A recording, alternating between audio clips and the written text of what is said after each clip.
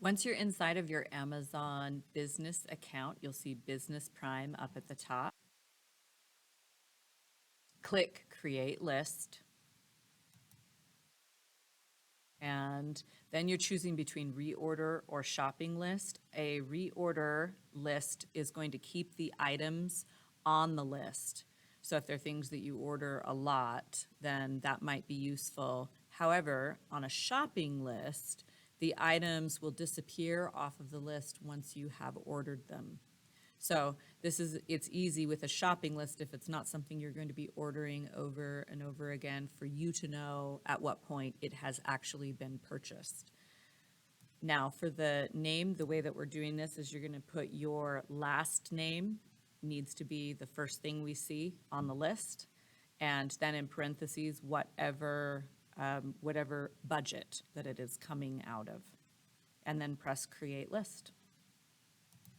Once you have your lists created, I have actually put into the description, the account description of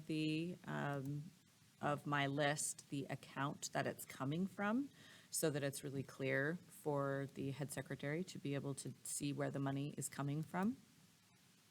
And you're just then going to add the items that you want to the list. Click on the item.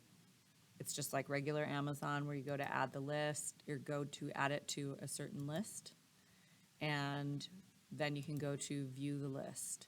So then for it actually to get ordered, what you need to do is print out the page here. This will have it will have all the items on it. You'll print them out and attach it to the green sheet. Fill out that green purchasing sheet once you get it signed by administration, and you take the green sheet to the head secretary.